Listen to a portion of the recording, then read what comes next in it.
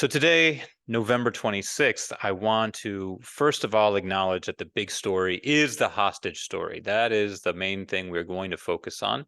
And I'll try to give you as much background as I know and maybe provide you with some details that you aren't familiar with yet. But before we get to that, I want to talk about some of the other stories that are going on before we get to the big one, before we get to the hostage story. First of all, there is political action happening in Israel right now. And I'm not sure if this made it into the media here, but there's a little bit of fighting going on once again between the far right-wing edge of the government and sort of the centrist new government represented by Benny Gantz, who joined in an emergency cabinet. And this crisis represents questions over budget. As you can imagine, this war is extremely expensive for Israel. I don't want to say decimating the economy, it's just forcing Israel to re-examine how it allocates all of its funds, in addition to paying for the war itself, the soldiers, the ammunition, all the military operations.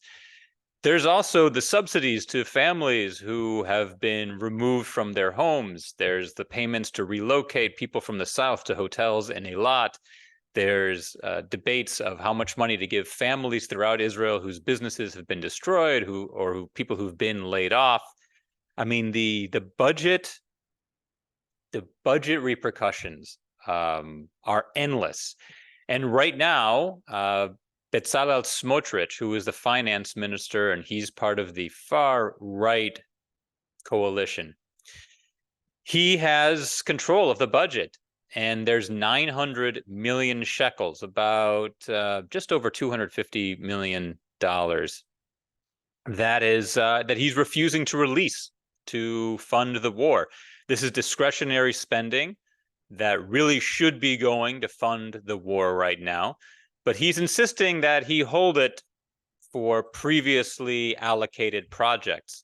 Over half of the money for these previously allocated projects includes 300 million shekels, so almost $1 million, for settlements, building settlements in the West Bank, and another 200 million shekels to fund products for the ultra-Orthodox Haredi community.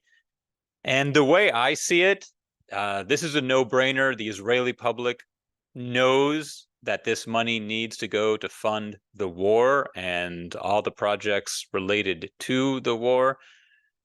Already, this right-wing government is very looked down upon. People's faith in the government is at an all-time low.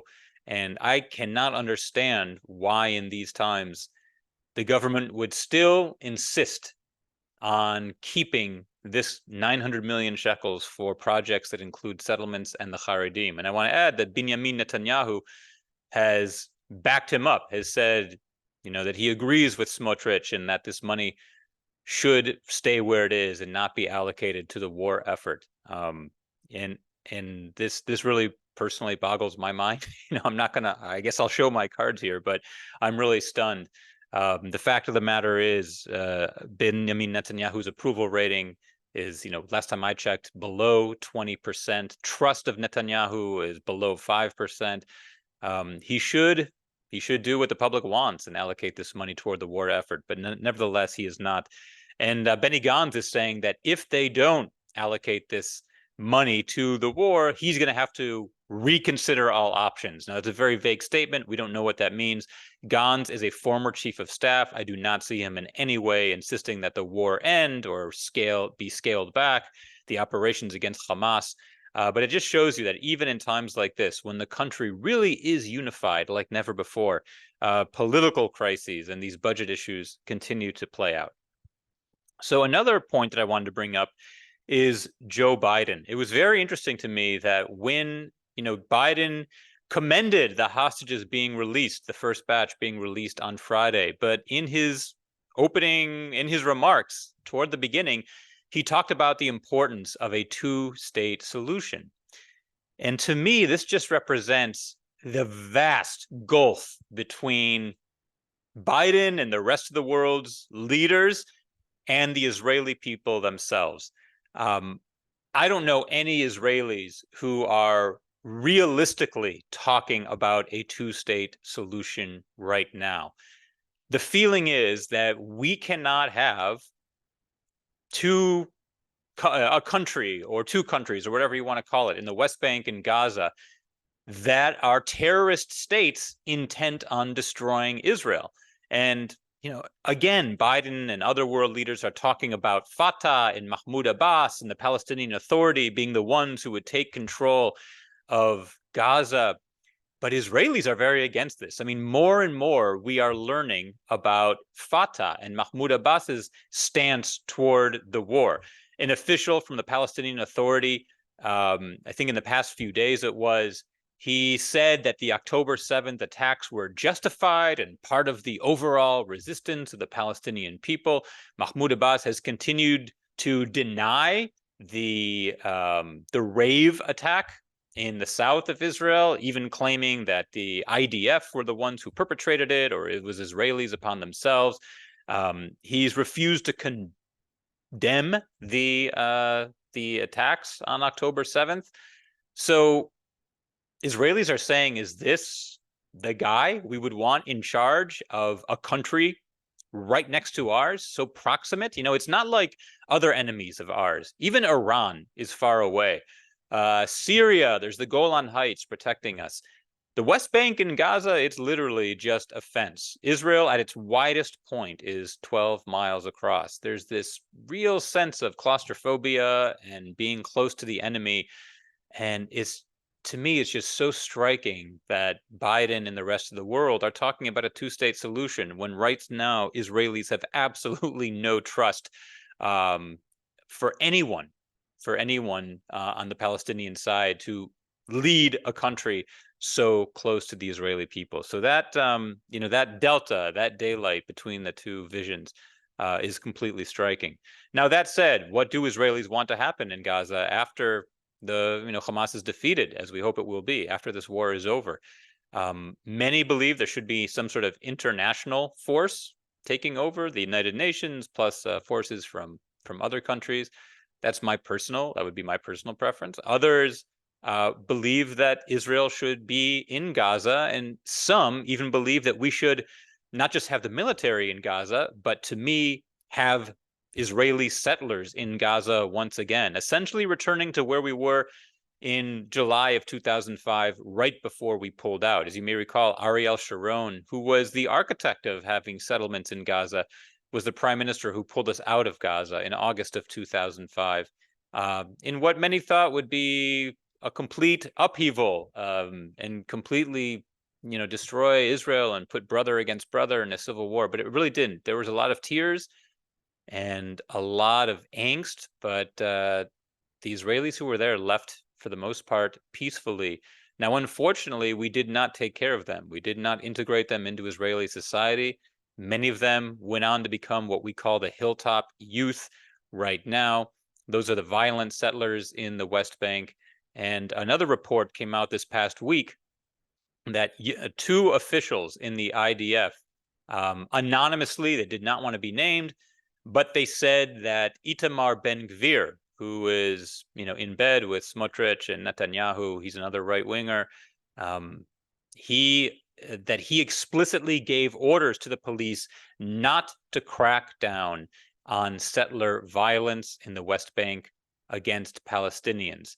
And he didn't exactly deny it. He said that, some sort of vague statement about we have to, we respect our neighbors, and as the police, we need to do our best to appease all sides and keep the peace and blah, blah, blah. But he really didn't deny this. And I would tend to believe that would be true, that he would give an order to the police to go, not just go easy, but to pretty much ignore any settler violence. But this is going to become more and more of an issue. So at the same time that Israelis don't believe in a two-state solution right now because they don't feel they can trust anyone there, I think many Israelis are waking up to the idea that the West Bank, the settlements, the settlers are poisonous, and that any sort of long-term safety that Israel needs to have is going to depend on fixing what's happening in the West Bank itself. So Israel's next prime minister, whoever that is, I believe it'll be Benny Gantz, but that is one of the tasks that he or she will have to take upon themselves, is addressing the West Bank head on, because for too long it's been allowed to fester. No one's really been watching or paying attention. To the extent that they have, they've simply allowed the violence to continue. And Israelis are realizing it's not just unfair to the Palestinians who live there in terms of human rights, it's detrimental to the safety and health and well-being of Israelis, Jewish Israelis themselves within Israel. So that was another takeaway that I came away with from this week. Another thought I had, and I guess I'd be curious to hear from you guys who actually live here. I'm here on this 3-month book tour, but I don't live here permanently, as I do live in Israel. But one thing I'm noticing is how much attention the American election in 2024, just under a year from now, how much attention that is getting. And it makes me wonder if sooner or later, possibly sooner, all the protests of Israel and all the talk about Gaza will be buried by the bigger political story of the presidential election and the Senate and House elections that's coming up in 11 and a half months from now. Not that I'm saying I'm not worried about anti-Semitism, not that I'm saying I'm not worried about anti-Israel sentiment, but I do wonder if maybe we're overestimating a little bit just how important it is, and that soon enough the American election is going to take a front seat, and that a lot of people will sort of move on from what might be sort of a trendy support of Palestinians in Gaza and the Gazan cause, and even Hamas if they lump them all together. But that these are issues they might not really care about, and what they really care about will soon take precedence. And maybe we shouldn't worry so much. It's a thought that crossed my mind, and I'd be curious to hear from you in the comments or at the end what you think of that. A final little piece of just interesting news before we move on to the hostages is that there's been a little bit of an uptick in certain baby names. 17,000 babies have been born in Israel since October 7th, just about over 17,000. And there's been a slight uptick in the names Oz and Be'eri. Those are the names of two kibbutzim that were heavily attacked on October 7th. And it's sort of telling that Israel, it speaks a lot about it to Israeli society that there's a little bit of an increase in the names Oz and Be'eri among newborn babies. This has happened before in Israel. When researching this point, I found out that after the Yom Kippur War, one of the more popular names was Maya, Mem Yud He, which are the initials for Milchemet Yom HaKippurim, Yom Kippur War. And after Tzuk Eitan, in 2014, apparently the names Tzuk and Eitan were more popular, as was the name Uri. And this is after Uri Grossman, the son of the famed novelist David Grossman, whose son Uri fell in, actually, I believe it was 2006. He was a tank commander and fell in Lebanon right before the ceasefire was declared. But apparently Uri was a popular name after he fell as well. And this is sort of a tradition in Israel to memorialize, those we love by naming children after them. So I just thought I would share that. Okay.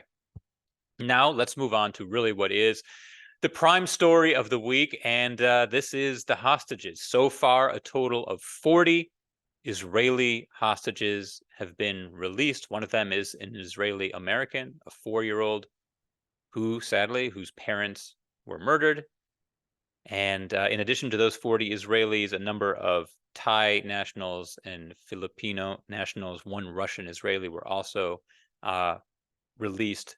But what we're focusing on are the 40 Israelis, and there are many aspects to this story. And so I just want to give you some of the takeaways that I came away with in no particular order, but sort of to help you understand the Israeli context of how Israelis are seeing this. The first thing I'll point out is that on Friday, especially when that first round of hostages were released, I hate to use the phrase must-see TV because it really cheapens what it was, but Israelis were glued to this story. It was finally a tiny sliver of happiness after 50 plus days of this horrifying situation.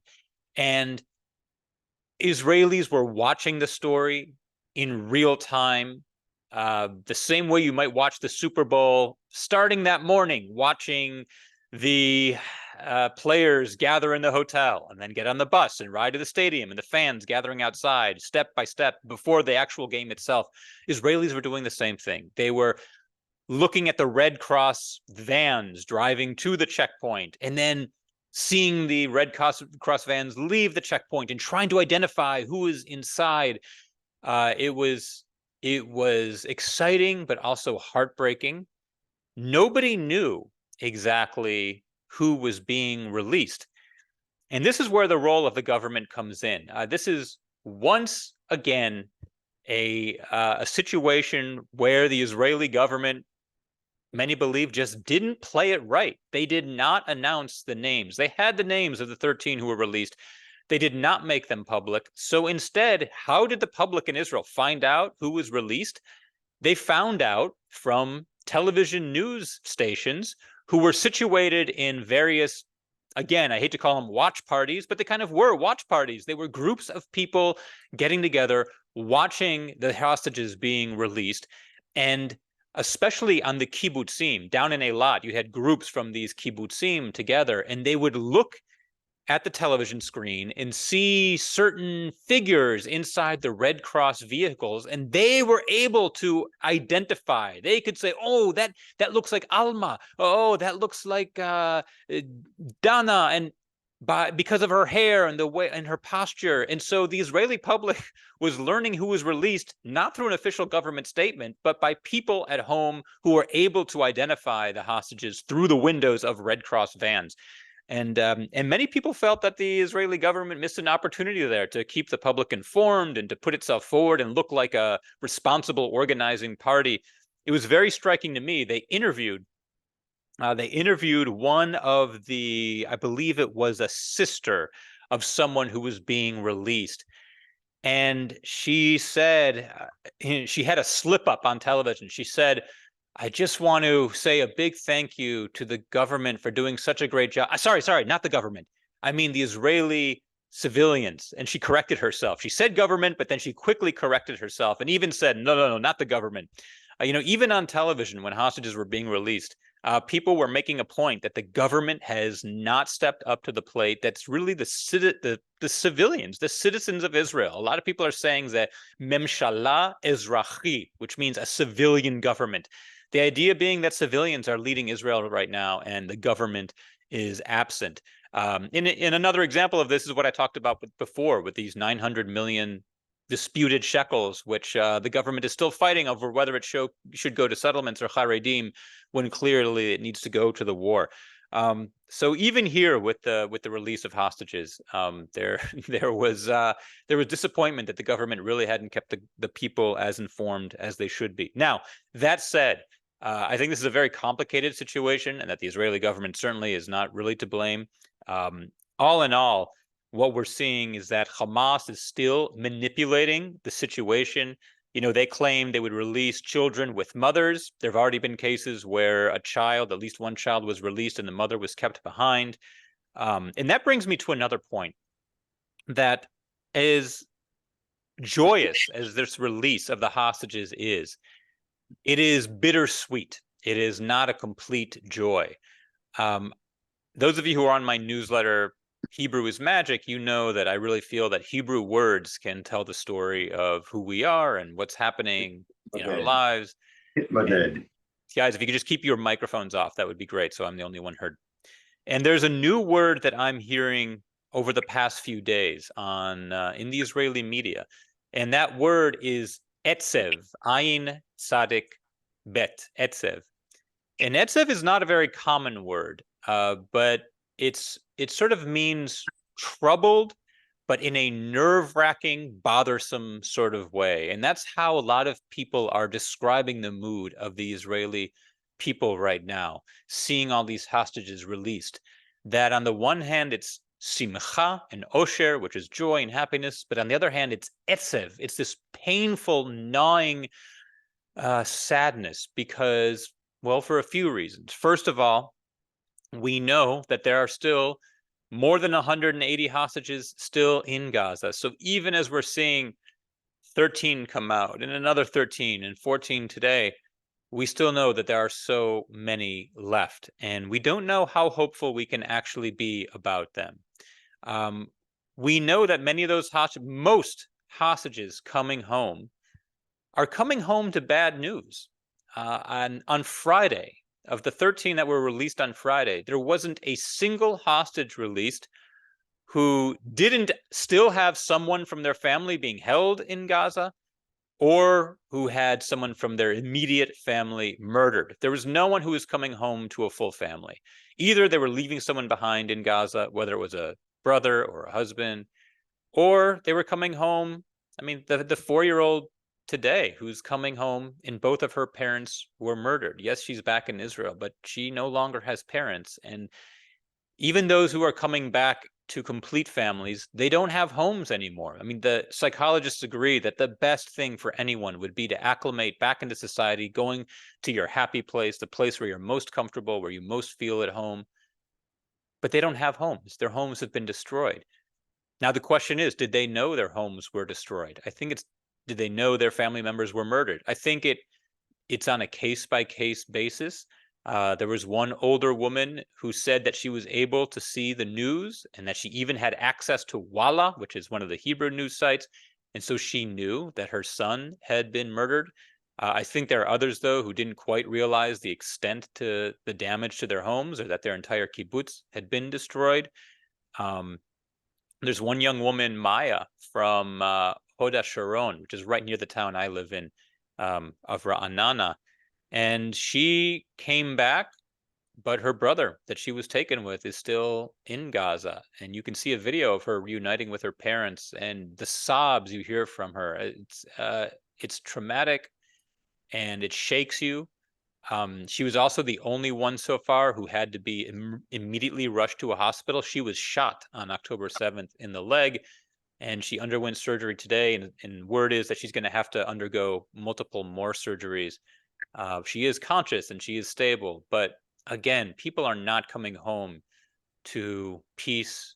And, it's so interesting. In Hebrew, the word for peace is shalom, but the root of that word is shin lamed mem, which means whole. Peace in Judaism, in Hebrew, is a sense of wholeness. It doesn't mean a lack of war. It means a sense of wholeness. And right now, people are not coming home to that kind of shalom. They're not coming home to wholeness. They have family left behind, and they have family who's been lost. So this is really step one of what will be a very long journey. And unfortunately, you had to see newscasters urging the government to make the recovery process easy for these returning hostages. They said, government, they're literally talking to the government and saying, Memshala, government, we need you to make the process as smooth as possible. If they need money, don't inundate them with paperwork. Don't force them to jump through a lot of hoops. Help these returning hostages acclimate back into society as quickly and as smoothly as possible. And it's sort of a shame that TV news anchors have to speak that directly to the government. But with this government, a lot of people feel that they are sort of tone deaf, and that would be the only way to get the message through.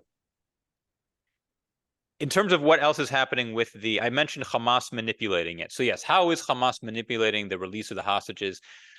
Well, they've been late every single time. It hasn't been on time. They accused Israel of not upholding their end of the bargain by not allowing enough fuel and aid into Gaza. We all know that the real reason they want fuel is so that they can power their rockets and keep their generators going that will pump oxygen down into the tunnels. This is not fuel that will help the Palestinian people living in Gaza.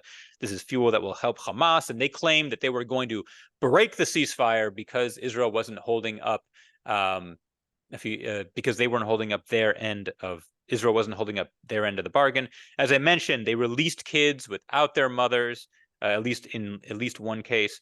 There's a 9-month-old baby who still has not been released, and many people are wondering why. If you're releasing mothers and children first priority, why are you releasing older women in their 90s? They released a 95-year-old woman. Why are you not releasing a 9-month-old baby? And it's leading to a lot of speculation. Is Hamas doing this as a way of psychological torture by keeping some of the youngest and most vulnerable still behind? Or is it possibly that Hamas really doesn't know where all these hostages are?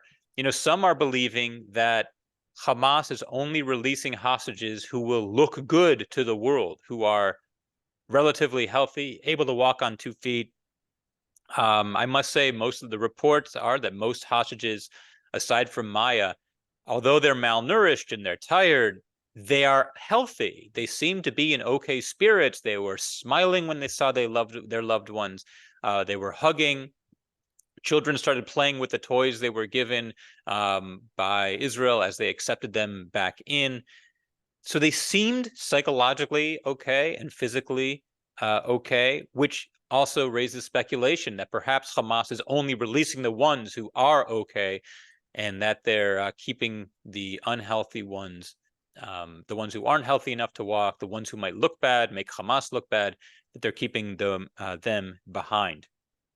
And also Hamas, we're just also catching them in their lives. One of the hostages who was released is an 85-year-old woman who Hamas said had been killed by an Israeli airstrike, and here they released her immediately.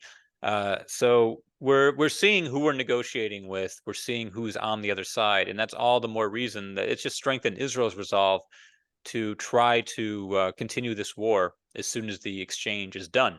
Now, Hamas has indicated that they want this ceasefire to continue. I am not surprised.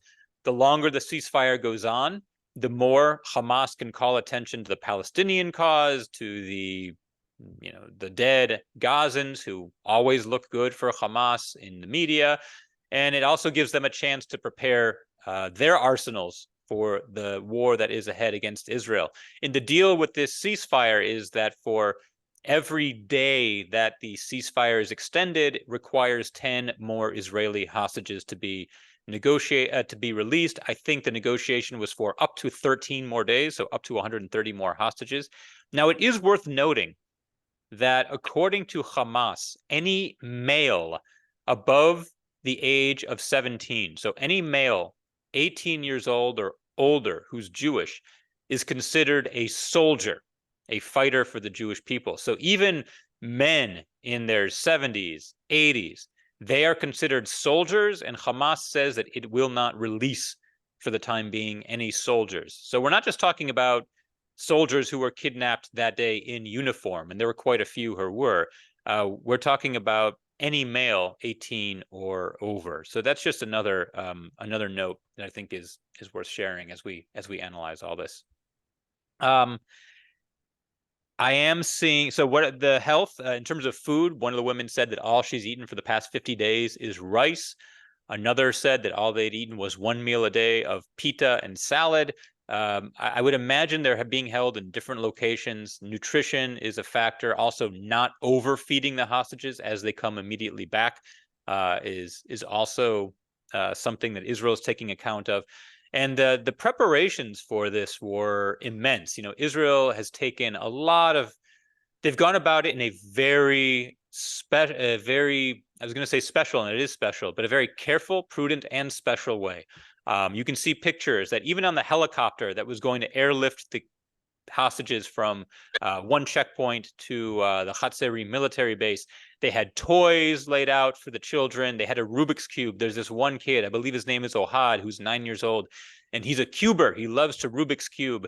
And some Rubik's Cubers in Israel created some Rubik's Cube art. They each turn their cubes in a certain way that when you line them up, you get a portrait of Ohad. And they had a cube ready for him on the helicopter. So when he would board, he would have that. All the kids had toys ready for them in the hospital when they came. In the hospitals, hostages, when they go to the hospital, are given a ward all by themselves. They knew that people would be curious, people would be stopping by, would want to get to them, and so they created a ward just for hostages in every hospital that they're going in, so they have private time with their families and are not overrun by the press and other curious patients. I want to talk about the public. How is the public reacting to the release of the hostages? I must say, it's really incredibly special. It's one of the reasons I live in Israel, despite how difficult it is. It is extremely difficult to live in Israel, and maybe in a different conversation, I'll explain in detail why it is. I mean, just the realities, whether it's the expense of living there, or an educational system that's okay, but not, not what I was accustomed when I sent my kids to private Jewish day school in the US. The building, the construction that's nonstop, and the dust everywhere from that. I mean, there are myriad reasons why Israeli life is more difficult than, certainly in the U.S. on many levels. However, the reason I live there is I think we saw so much of what I was watching this past weekend when Hostages released just reminded me why I live there and why I want to raise my kids there. It's very special to be part of a people who is rooting for you and where you feel part of the narrative and where you feel part of the story and where your story is not forgotten. When the hostages were released, people came out into the streets waving Israeli flags, cheering the minivans carrying the hostages as they drove through Israel toward the hospitals and military bases where they were being taken. I was so impressed that last night in Tel Aviv, there was a rally. 100,000 people came out to rally in favor of releasing more hostages. It would have been so easy to forget that there were 183 hostages left, and to just elate in the moment of these hostages being released. But Israelis do not, and they remember their own and they look out for each other. And that's why even when the government seems to be letting us down, it's still an incredibly special place to live, to feel like you're amongst people who are on your side. It means so much to me, and I think it says so much about the Israeli people, the way they're coming together for each other right now. And even, one of the spokespeople for the hostage movement is this man from the South named Yoni. His wife and two children were in Gaza, and they were among the first released on Friday. And he released a video where he talked about how thankful he was to the army and to all those who worked behind the scenes to release his wife and two kids and the other hostages released that day. But then he spent a significant amount of time in this video talking about how he will not rest until the rest of the hostages are released. And everyone is saying that. Every family member who's welcoming their family back from Gaza is saying this is not over until all the hostages are out. And I'm a big fan of that concept of Israeliness, that in addition to Israel and Israelis, there's this thing called Israeliness. And I think an example of Israeliness is the way no Israeli will rest until all the hostages are out. It's not just your own family, it's really everyone. I have one more point that I want to make, but I'm going to quickly make my friend Neil a co-host. That way he can help me organize some of the questions here. So Neil, thank you for offering to do that.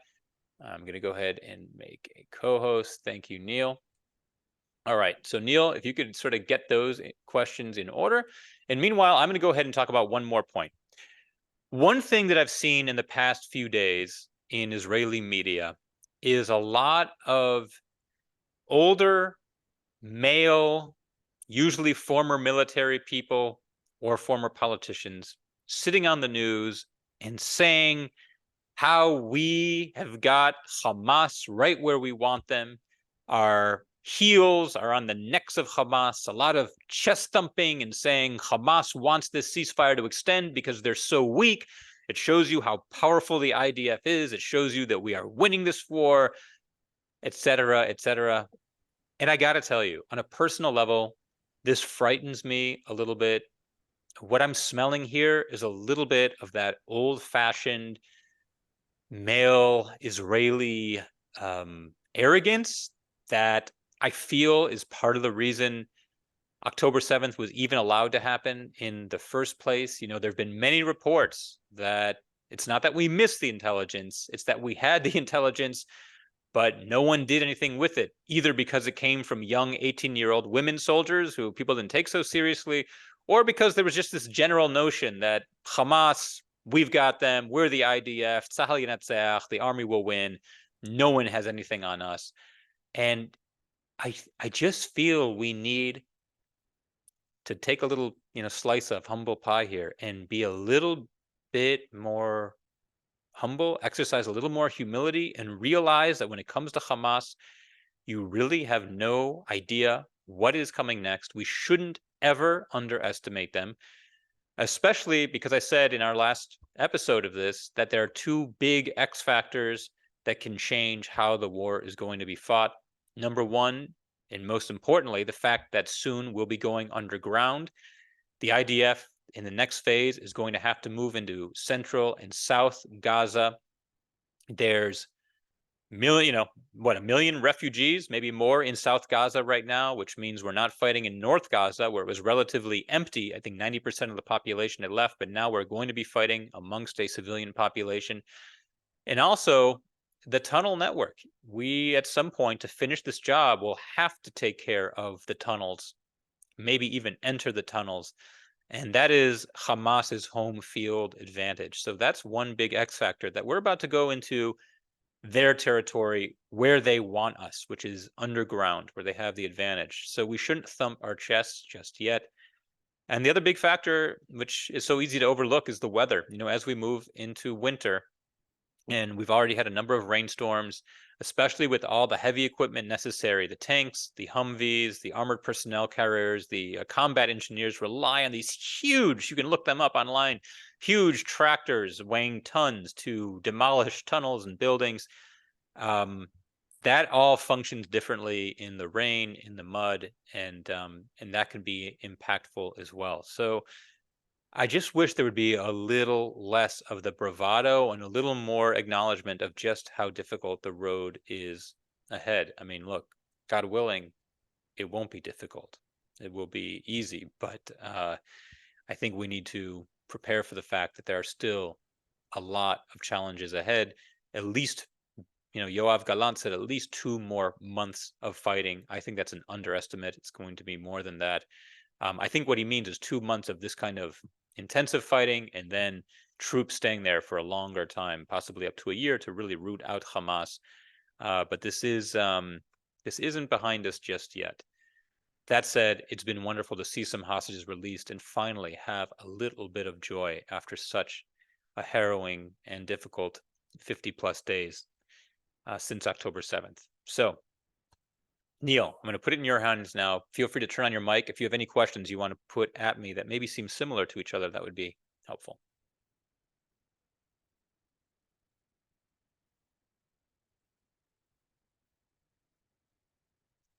I'm not hearing anything, Neil, but I'll go ahead and address one of the questions here about female watchers who for weeks warned about suspicious activity was brewing.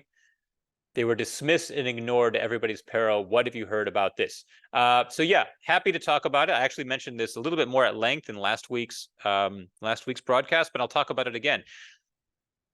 It's a hard word to say. Tatspitaniot. Yes, tatspit means a lookout. Tsofe is to look. Tatspitaniot are the soldiers whose job is to monitor the border. It's all over. Every border we have in the north, Golan Heights, Syria, Lebanon, down to the south, Egypt and Gaza. These are young women, typically just out of basic training, so 18 years old in a few months, up through age 20, maybe 21. And their job is to monitor television screens and other devices, but for the most part, TV screens, where they are watching the border. And it's been a number of them have gone on record now saying that for months and months, they were warning their superiors, who were usually male and much older, that they were seeing unusual activity happening in Gaza, including what you might call dress rehearsals for October 7th. They had built a mock tank that they practiced taking over. They had the white Jeeps, they had motorcycles, they had a fence that they practiced breaking through and kidnapping. I mean, they were rehearsing for October 7th right before our eyes, and we didn't miss that intelligence. These female Tatspitaniot actually notified their superiors, but they were ignored. And many believe that it was simple sexism, that having these young women being the ones giving the news, that they were just sort of brushed off as like, what do you know? And that's one of the big stories right now is how and why their intelligence was ignored. And that's some of the arrogance I was alluding to a little bit before. Now, there is going to be a full investigation once this war is finished, and I think there'll be a lot of changes in the army, in army policy. There will be resignations, no doubt. But this is definitely one of the stories that has kind of rocked Israel in the past 2 weeks, as we realized, for so long the question was, how could we miss this? And now the question is, why did we miss this? We had it. Why did we just let it go? So someone asked, is it true that no one in the government ever contacted the families of the hostages? What's the explanation for such insensitive and unprofessional conduct? For many, many weeks, no one from the government had been in touch with some of the families of the hostages. Civilians were acting to help identify who'd been taken. High-tech companies were using AI technology, pivoting their efforts to develop technology to help identify the hostages who'd been kidnapped versus who had been killed inside Israel that were still missing. Netanyahu didn't meet with families for the hostages. I think it was maybe 4 or 5 weeks in. What's the reason for this? What's the excuse? There's no reason. There's no good reason except blundering politicians who are totally forgetting what their mission is and what they've been hired to do. But I must say the Israeli public is really not an angry public right now. For the most part, it's Kadima, it's ahead, it's getting the hostages home. It's sort of accepting that right now the public is going to have to do a lot of the work. My wife is still working very, very hard to fundraise and collect items. And this actually reminds me, so many of you have asked, how can we help? And I actually found someone had asked this last week. So I want to put this web address down. It is www.israelfoodrescue.com. So I don't know if that's going to be linkable here. I think you have to do HTTP. Okay. IsraelFoodRescue.com. Yeah, now you can click that link. Through that program, my own father is able to come to Israel. He's coming on December 9th. For 2 weeks, he'll be picking vegetables and fruit in the south. He'll be staying in Jerusalem. Through this program, you're required to make a $1,000 donation to Leket Israel, which is a wonderful charity. I've done fundraisers for them, performing comedy before. I love what they do. They're based in Ra'anana, and I've volunteered there myself. So in addition to that $1,000 donation, you also pay for your airline ticket over, but then they house you in Jerusalem. I must say, I don't know if my dad's on this call or not, but it's bringing him a lot of joy. I think the most practical way to help Israel, if you're 76 years old, is probably to donate money and have that money be allocated. But it's making him happy to know that he can actually come and work with his hands. He'd worked on kibbutz when he was in his 20s, and it's sort of full circle to be able to come back now. He's in a WhatsApp group where other people his age are talking about what they're going to be bringing and how to pack. And that excitement of volunteering and helping, as Heschel said, I'm praying with my feet. Sometimes you need to give money, sometimes you need to pray, and sometimes you need to pray with your feet. And here's an example of how you can pray with your feet. And like I said, other programs, you needed to be 40 or younger to come and pick fruit and vegetables. But this one, apparently there is no age limit. So if you're over age 40, which so many of us are, this is a good one to check out if you actually want to fly to Israel and do some picking. And why is this necessary? It's because all of our Thai workers and other foreign workers have gone back to Thailand. And they're the ones who pick our fruits and vegetables. And this is a crisis that Israel is facing. There's actually an article on CNN today. You might want to check it out. You can just Google that. But they talk about why it is so necessary. Someone asked, can I make the Zoom series as a whole available to view by people who have not seen it? Yeah, people email me a lot asking how they can see it. In future weeks, probably in about 2 weeks from now, I'm going to have a new page of my website, which is going to have every episode of this, a video recording. It's also being turned into a podcast, which you can subscribe to on iTunes and Spotify. Logistically, it's taking a little longer than I thought to get that up and running, so it's not ready just yet. For the time being, every Thursday in my newsletter, I send out a link to the previous broadcasts. So this broadcast right now, which is being recorded, it's going to go up by Thursday on either my Facebook page or YouTube, or possibly both, and I will share that link in the Thursday newsletter. And just in case you are not on my newsletter, which at this point, if you're not, I have no idea why, it's time. But there is the website, joelchasnoff.com. Just go there. At the very bottom, it says Hebrew is Magic. That's my newsletter. You get a Hebrew word every week, which I dissect and talk about the hidden meaning, and also the links to upcoming broadcasts of this and the recordings. I'm also putting a lot of effort into Instagram, doing some tribute videos to heroes, doing some to heroes of the operations in Israel right now. doing tributes to lone soldiers. If you would like to see any of that, you can just go to my Instagram, which is at Joel Chasnov. Instagram.com and then at Joel Chasnov is the handle. All right, let's see if we can get another. Can I talk about Khan Yunis? Is that the next battle? Yes, Khan Yunis is a big sort of city / refugee camp in the middle of Gaza. There's a lot of Hamas strongholds there, numerous tunnels. And Neil, that's exactly how to phrase it. It is the next battle. That's what the IDF is preparing for. It's also why extending the ceasefire is scary, because every day that we extend it is another day that Hamas has to prepare to build up its arsenal, to shift around its fighters. It's been estimated that about 5,000 Hamas terrorists have been killed, but that leaves, 20 to 25,000. I mean, by far, most of them are still able to fight. We found so many weapon stashes that we know they are armed. And we've been seeing, this sort of loops back to what I said earlier about the West Bank. We've seen how they've reacted. In the West Bank, it came out this week that in schools run by the Palestinian Authority, children were cheering and celebrating the attacks of October 7th. Now, if anyone believes that this is our peace partner, then we're supposed to turn over Gaza and the West Bank to them and have a state next to ours.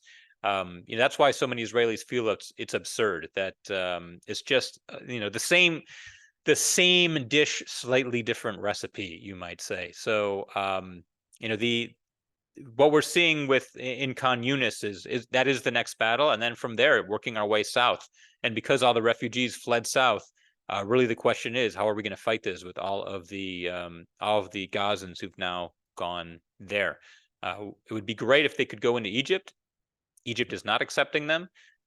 Israel's called out to some European countries. Hey, if each of your countries could take 10,000 each because you care so much, that would help the situation. So far, no takers. So, I think it shows you a lot of what this is really about. Let's see if there are any other questions. Neil, any other questions that sort of go together? They were asking about the possibility of drugs and stuff that the terrorists were on at the time. Wow. So someone's really been doing their homework. Yes. I was actually planning to dedicate a segment to this in a future broadcast, and I still will. I haven't researched it fully. So all I'm going to tell you is what I know for sure. And then let's talk about it more perhaps next week and I can have this ready. But it's been found that on many of the terrorists on October 7th, they had a certain drug, which is like a super amphetamine, and I forget what that drug is called, but it pumps you up, kind of turns you into an animal, takes down all barriers, anything that would stop you from behaving in certain ways. Captagan, I think. Apparently, it's made in Syria. It's a big party drug in the Arab world, including in Dubai and United Arab Emirates and other places.